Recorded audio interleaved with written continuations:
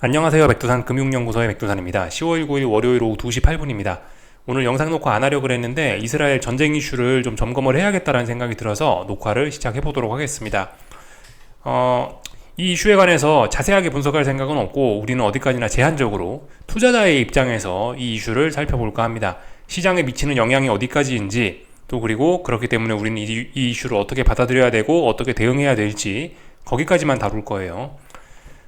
그래서 일단은 그 중동에서 전쟁이 난 거죠. 이스라엘과 하마스의 전쟁 이런 거니까 우리는 국제유가에 관해서 좀 생각을 가장 먼저 해야 됩니다. 국제유가는 지금 보시면 급등을 하고 있습니다. 한 지금 3%좀 오르고 있는데 아까 많이 올랐을 때는 한 5% 넘게 오르기도 했었네요. 일단 지금 눈에 보이는 상황 말씀드려보자면은 제한적입니다. 국제유가가 상승 추세로 전환될 수 있을까요? 물론 그럴 수도 있죠. 근데 지금은 일단은 그런 어떤 국제유가의 대폭등 가능성을 어느 정도 지금 그런 기대감, 국제유가가 대폭등할 수도 있어라는 그런 우려를 지금 반영하고 있는 그런 중이긴 한데요. 근데 지금 현재 상황은 국제유가가 당장 대폭등하고 전쟁이 확전돼서 뭐 큰일 나고 아직 그런 거는 그런 낌새는 아직 없습니다. 아직까지 전쟁은 제한적으로 진행이 되고 있다라는 거고 아직까지 확전 신호 이런 거는 없는 상황이에요. 그렇기 때문에 지금 일단 증시의 움직임은 일단 이 국제유가의 움직임은 제한적이다라고 말씀을 드릴 수 있겠습니다. 기술적으로 봐도 제한적이고요. 전쟁 이슈 이런 걸 생각을 해도 일단 아직까지는 제한적입니다. 물론 전쟁의 앞으로 향방에 따라서 국제유가의 폭등은 나올 수도 있지만 현재 지금 2시 10분 현재로선 제한적이다. 이런 이야기를 드릴 수 있겠어요. 국제유가가 사실 가장 중요한 것 같습니다. 국제유가가 많이 오르면 인플레 우려 이런 것 때문에 증시에 악재로 작용하겠죠. 그래서 국제유가가 한없이 오른다라고 생각하면 증시에도 한없이 악재일 수 있으나, 근데 국제유가의 상승이 일단 제한적이라고 한다면은 제 생각엔 뭐 이미 할 이야기는 다 끝난 것 같아요. 일단 증시의 하락도 제한적, 혹은 뭐 금리의 상승도 제한적, 이렇게 생각하는 게 일단 아직까지는 맞지 않을까 싶습니다. 제가 녹화를 하고 있는 지금 이 시점에서는요. 일단 그렇게 보고 있습니다. 근데 분명히 이 국제유가가 상승 추세로 전환될 가능성도 없지는 않죠. 그런 가능성을 좀 간단히만 좀 이야기를 해보자면, 여러분들도 다 아시다시피 이스라엘의 공격 배후는 이란이라는 이야기가 나오고 있죠. 그렇기 때문에 이게 이제 이란을 뭐 미국이나 이스라엘이 본격적으로 공격을 하면서 이게 전쟁이 확전이 되면은, 그러면 국제유가는 정말 정배열 정도가 아니죠. 이제 대폭등으로 갈 수도 있긴 합니다. 근데 아직은 아닙니다. 그죠? 이건 확전이 됐을 때 최악의 경우 그렇게 될 수도 있다인 거지, 이거는 뭐 아직은 그런 거 아니죠. 아직은 그런 거 없습니다. 이렇게 생각을 하시면 좋을 것 같고요.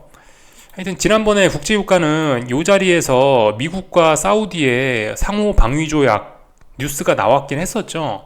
야, 미국이 사우디를 지켜준댄다라고 하면서 국제유가를 좀 낮춰보자라는 딜을 한 것으로 우리는 대략적으로 추측을 하고 있었고요. 잠시 오버슈팅이 나오긴 했으나 결과적으로 지나고 나서 보니까 그 사우디 방위 조약의 영향으로 국제유가가 하락 전환한 것이라고도 지나고 나서 보니까 뭐 그렇게 생각을 할 수 있게 됐어요. 근데 이번에 이제 이스라엘 전쟁으로 인해서 지금 이 사우디와 미국이 체결했던 이 조약의 효과는 다소 좀 단물이 좀 많이 빠지는 상황입니다. 그렇기 때문에 물론 국제유가는 상승 전환할 가능성도 있긴 있는데 아직은 뭐 확전되고 이런 건 아니니까 제한적이라고 하겠습니다. 일단 유가의 상승은 제한적이라고 볼 수가 있겠고요. 하여튼 그래서 이번 전쟁으로 인해서 이 유가의 하방 경직성도 좀 어느 정도 좀 만들어진 것 같긴 합니다. 그렇다면 국제유가는 이제 어쨌든 지난번에 강력한 매도세를 보였지만 전쟁 이슈로 인한 어떤 우려 때문에 또 상승 압력도 받아서 결과적으로 또 당분간 또 고공행진을 이렇게 박스권에서 이어가지 않을까. 뭐 일단은 요게 일단 베이스 시나리오로 일단 저는 보고 있어요. 근데 이제 만약에 여기서 이제 최악의 시나리오가 난다, 뭐 이란이 전쟁에 뭐 확전이 뭐 되고 그런 식으로 간다라고 한다면 기술적으로 봤을 때 이게 가능합니다. 지난번에 언더슈팅이 나온 거예요. 그래서 이 언더슈팅을 기점으로 해서 여기서부터 상승을 하기 시작하면은 이 언더슈팅의 힘으로 스프링이 눌렸었기 때문에 튀어오를 때는 정말 탄력적으로 이렇게 튀어오를 수 있다. 이렇게 올라가는 상승의 기울기가 아니고 진짜 수직으로 올라갈 수도 있다라는 거를 우리가 가능성을 좀 열어놓을 필요는 있습니다. 근데 그건 최악의 시나리오고 아직 일어나지 않은 거고, 그런 생각하시면은 김치국 먹는 거라고 생각을 합니다. 아직까지는요 제한적, 국제유가 상승 제한, 대신에 국제유가의 하락도 제한됐다. 이렇게 일단 보시는 게 좋을 것 같아요. 가장 중요한 게 중동 전쟁에서 가장 중요한 게 국제 유가인 것 같습니다. 금융시장에 가장 중요한 건요. 그래서 국제 유가가 올라가게 되면 인플레 우려 때문에 증시가 빠지게 되는 게 일반적인 생각인데요. 예, 말씀드렸다시피 지금 유가가 상승 제한이라고 한다면 증시의 하락도 제한일 겁니다. 그리고 금리의 상승도 제한이겠죠, 그죠? 이렇게 좀 생각을 하시면 될 것 같아요.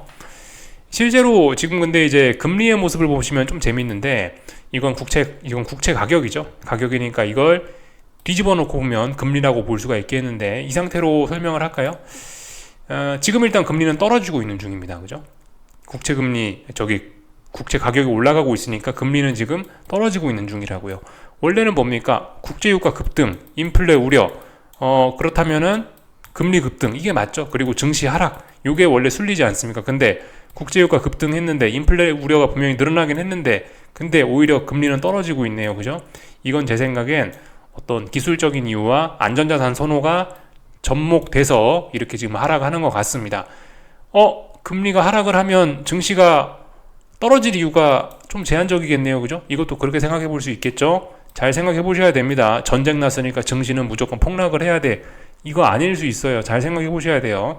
지금 재미있게도 안전자산 선호와 기술적인 이유 등으로 인해서 오히려 지금 금리는 떨어지고 있습니다. 물론 오후 2시 15분이기 때문에 지금 값은 의미가 없고요. 오늘 밤에 이제 미국 증시 마감하는 거 보고 마감하는 거 보고 이야기를 하면 되는데 지금 현재는 그래요. 그렇기 때문에 일단 제한적으로 봐야 된다는 겁니다.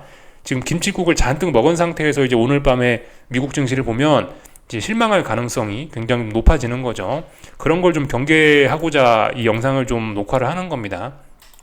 전쟁 났다라고 해서 자극적인 재료라고 해서 김칫국 먹지 말자고요. 지금 국제유가의 움직임 제한적이다. 금리의 움직임 제한적이다. 증시의 움직임도 제한적이다. 이제 그 이야기를 하려고 하는 겁니다. 조금 전에 제가 이제 금리의 움직임이 제한적이다. 기술적인 이유에서도 제한적이다라는 표현을 드렸죠. 잠시 금리 차트를 좀 한번 보겠습니다. 이게 더 보기 편하실지 모르겠는데 금리는 보시면 지난주 금요일 날에 고용지표에도 불구하고 상승이 제한됐잖아요. 어떤 단기 고점을 만들었을 가능성이 있어요. 그렇기 때문에 제가 기술적으로도 지금 일단 상승이 좀 제한됐을 수 있다라고 말씀드리고 있는 겁니다. 단기 고점 정도는 좀 나왔을 수 있다라고 보시면 돼요. 물론 상승 추세는 여전히 유효합니다. 여전히 유효하긴 유효한데요. 근데 그럼에도 불구하고 이 자리는 어쨌든 당분간은 조금 좀 돌파한착을 위해서는 조금 시간이 필요한 그런 고점이라고 생각을 하시면 좋을 것 같아요. 그래서 일단 국제유가의 급등에도 불구하고 금리는 특별한 반응이 없다. 이렇게 일단 말씀을 좀 드리고 싶습니다. 그리고 이제 증시를 좀 볼 건데요. 증시 같은 경우는 증시 같은 경우도 그래요. 기술적인 부분이 지금 좀 상당히 크다라고 생각하시면 되겠습니다. 단기 바닥은 만들어 놨어요. 단기 바닥은 다 만들어 놓은 상황이고 공교롭게도 지난주 금요일 날 의미 있는 매수세들을 다 확인을 해버렸기 때문에 지금 일단은 증시의 방향성은 일단 위쪽으로 올라오고 있어요. 단기적으로는요. 그런 상황에서 지금 또 악재가 등장을 한 겁니다. 이거 어쩌면은 지난주 금요일에 반복일 수도 있어요. 지난주 금요일 날 제가 고용지표 나온 게 우리한테 정말 좋은 어떤 교훈을 주는 그런 사건일 수 있다라고 말씀을 드리면서 영상 제목 뭐라고 썼었죠? 증시의 하락을 끝내는 건 오히려 악재일 수 있다라는 표현을 드렸었는데요. 또 똑같은 상황일 수 있어요. 지금 이제 증시는 단기 바닥 만들고 올라가고 있는데 또 악재가 나온 겁니다. 단기 바닥 나왔는데 여기서 악재가 나와봐야 이 악재가 이런 전저점을 붕괴시킬 수 있는 엄청난 악재가 아니라면은 결과적으로 눌림밖에 안 만들어낼 수 있어요. 이게 그냥 이렇게 생각하시면 되죠, 그죠? 나를 죽이지 못하는 고통은 나를 강하게 만든다라고 하지 않습니까, 그죠? 죽이지 못하는 고통은 조정이 될 뿐이에요. 전저점을 붕괴시켜서 죽이지 못하고 하락 추세를 더 진행시키지 못하는 하락은 그런 악재는 결과적으로 눌림 기회만 제공해서 이 상승을 더욱더 가속화시킬 가능성이 있습니다. 그렇기 때문에 좀 주의해야 될 필요가 있어요. 일단 증시도 단기 바닥을 만들어 놨다라는 게 중요합니다. 나스닥도 그렇죠. 나스닥도 단기 바닥 만들어 놓고 지금 상승으로 일단 어제 마음을 먹은 거예요. 그 상황에서 지금 악재가 나온 거기 때문에 오늘 밤에 이 악재로 다시 전저점을 붕괴시키고 다시 지켰던 지지선들을 붕괴시키지 않으면은 이거 계속 올라간다라고 생각하시는 게 맞을 수 있어요. 그래서 이제 오늘 지금 이제 그 기준을 말씀드릴 건데 나스닥 기준으로 하면 요 자리입니다. 15,000 말씀드리면 될 것 같습니다. 15,000 대충 15,000입니다. 15,000이 어디냐면 여기 지난번 넘지 못했던 저항이죠. 이 자리를 넘어가면서 나스닥이 탄력적인 반등을 하기 시작한 거고, 그렇기 때문에 이제 이 자리를 지키기만 한다면 계속 이제 눌림심에서 올라가는 거예요. 이제 오늘 밤에 이 자리를 붕괴시키면은 다시 이제 분위기는 좀 혼조해집니다. 이거는 다시 2m로 떨어지면은 오르는 것도 아니고 내리는 것도 아니고 분위기는 더러워집니다. 여기 구간으로 내려오면 지지력, 저항 사이에 껴서 박스권이잖아요. 또 방향성 없어지는 거예요. 물론 굉장히 불안해질 수 있습니다. 기존의 하락 추세에 힘을 받아서 이 안으로 내려온다면 굉장히 불안해질 수 있어요. 근데 여기는 일단 15,000은 지지력이라고요. 15,000 여기는요. 지지력이 있기 때문에 일단 오늘 밤에 이 자리 지지력 테스트 잘 봐야 됩니다. 근데 개인적인 생각으로는 일단 증시의 하락 제한될 수 있다. 왜냐? 금리가 안 오르잖아요. 금리가 안전자산 선호와 기술적인 이유, 금리가 단기 고점 만들어졌을 가능성 때문에 제한적으로 움직여서 증시의 하락도 그럼 제한될 수 있다는 겁니다. 증시도 단기 바닥은 만들어놨죠. 그랬기 때문에 특정한 자리만 지키면 문제없이 계속 올라갈 수 있다 생각하시면 되겠습니다. S&P 기준 볼게요. S&P는 제 생각엔 이 자리 보시면 될 것 같습니다. 4,300 기준, 물론 뭐 기준이 좀 다르긴 합니다. 근데 일단 4,300 기준으로 들으면 무방할 것 같아요. 그냥 4,300이라는 자리는 지난번 여기 한 2, 3거래일 동안 넘지 못했던 자리입니다. 이 자리를 돌파한 척 하면서 4,350까지 오를 수 있었던 건데요. 4,300 지지력 테스트가 오늘 밤 중요한 요인일 것 같습니다. 4,300 붕괴시키면은 다시 S&P는 쭉쭉 하락이 연장될 수도 있다라는 그런 생각을 해야 됩니다. 그래서 오늘 밤에 4,300 지지력 테스트 할 거다. 근데 아직 붕괴된 건 아닙니다. 그리고 위쪽으로 올라간다라고 하면 S&P는 근데 저항도 많죠. 한 4,350이 저항입니다. 그네요. 예. 그 저항이라고 이렇게 딱 보이죠. 예. 이렇게 되어 있습니다. 하여튼 오늘 4,300 지지력 테스트 중요합니다. 지지력 만들어지면은 이 자리 4,300 지키면은 결과적으로 올라가는 그림 될 수 있습니다. 나를 죽이지 못하는 시련은 나를 더 강하게 만든다라고 하고 있죠. 저의 개인적인 생각은 하여튼 그래요. 지금 증시가 이미 S&P 기준으로 해서 9월 중순부터 해서 이미 여기서 한 파동 길게 빠져버렸기 때문에 지금 여기서 얼마 쉬지도 않았단 말이에요. 반등 이만큼밖에 안 했단 말이에요. 여기서 전쟁 이슈로 이걸 다시 하락을 시작시키고 다시 이렇게 하락을 가속화시키기에는 제 생각에 조금 좀 어려움이 있지 않을까 싶습니다. 나를 죽이지 못하는 시련은 나를 강하게 만드는데 지금 이스라엘 전쟁 이슈는 현재 상황에서 봤을 때는 S&P와 나스닥을 죽이는 이슈는 아닌 거라는 생각이 일단 개인적으로 듭니다. 물론 전쟁이 어떻게 될지 모르기 때문에 뭐 좀 더 지켜봐야 되지만 현재 2시 21분 지금 현재 관점에서는 일단 제한적으로 보는 게 맞을 것 같고, 그렇게 되면 오히려 증시는 더 살아날 수도 있다. 그죠? 우리 금요일날 복습했잖아요. 금요일날 악재가 시장을 오히려 살릴 수도 있다. 그런 사례가 한두 번이 아니지 않았습니까? 올해 3월 달에 어땠어요? 올해 3월 달에 여기 은행 망하니까 오히려 주식이 더 올랐죠. 네. 골 때리는 일들이 자주 일어날 수 있다. 무조건 전쟁 났으니까 국제유가 급등하니까 무조건 증시 하락한다. 이렇게 생각하시면 좀 어려울 수 있습니다. 분명히 지금 국채의 매수세가 모이고 있어요. 금리가 더 안 올라가고 있습니다. 이런 점들을 우리가 좀 고려를 해봐야 될 것 같아요. 그래서 뭐든 좀 제한적으로 봤으면 좋겠다. 대박은 없다. 대박 꿈꾸지 말자. 이런 이야기 좀 드리고 싶고요.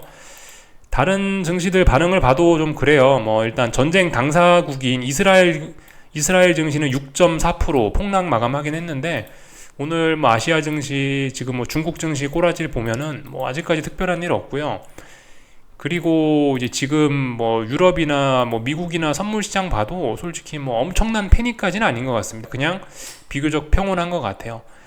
물론 지금 미국 증시가 뭐 0.7% 정도 빠지고 있는데, 그 전날 급등했잖아요. 그죠? 금요일날 한 1점 몇 프로 올랐으니까 0.7% 정도 하락하는 거는 아직까지는 이거는 뭐 특별한 엄청난 일은 일어나지 않고 있다. 그냥 아직까지 금융시장은 평상시다 라고 보는 게 일단 좋을 것 같긴 합니다. 아직까지는요.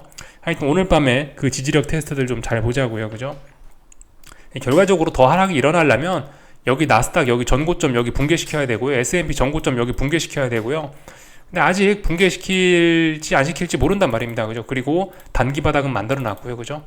잘들 생각해 보셨으면 좋겠고, 저도 어떻게 될지 모릅니다. 지켜보면서 판단하면 되겠죠.